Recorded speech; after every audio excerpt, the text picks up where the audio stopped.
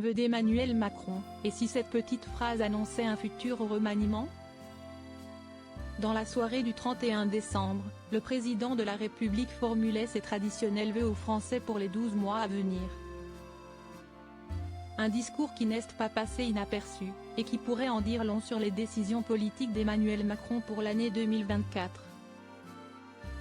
Depuis 1960 et la présidence du général de Gaulle, les Françaises et les Français peuvent assister chaque réveillon du Nouvel An à l'allocution des vœux aux Français du président en poste.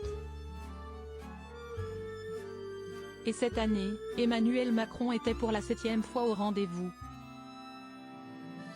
À la tête de l'État depuis 2017, le président s'est ainsi exprimé face caméra le 31 décembre. Pour souhaiter une bonne et heureuse année au pays, tout en rappelant ses engagements pris en 2023, et ceux à venir pour 2024.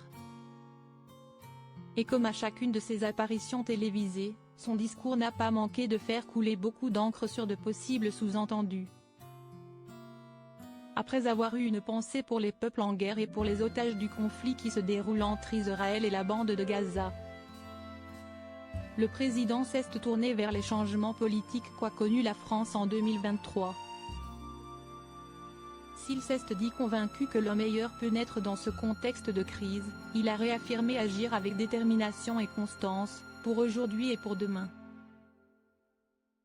Il n'a ainsi pas manqué d'évoquer les réformes impopulaires mises en place par son gouvernement, à commencer par la réforme des retraites. Je les assume, car je m'y étais engagé, et qu'elle était nécessaire au pays, dit-il, avant de particulièrement en remercier la Première ministre et son gouvernement. Des mots qui ravivent les rumeurs d'un remaniement, voire d'un changement à Matignon.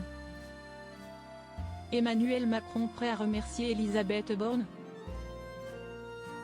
La Première ministre pourrait-elle bientôt être évincée? Depuis le 24 décembre, les échos se succèdent. Dans le journal du dimanche, une source proche de l'Élysée annonçait un bon coup de balai. Des on-dit appuyés par ces mots d'Emmanuel Macron, à prendre au pied de la lettre selon le chef adjoint du service politique de BFM TV. Thomas Soulier, pour qui le président pourrait remercier Elisabeth Borne au sens premier du terme. Un indice de plus sur un éventuel remaniement au mois de janvier, qui pourrait propulser une autre femme politique à la tête du gouvernement.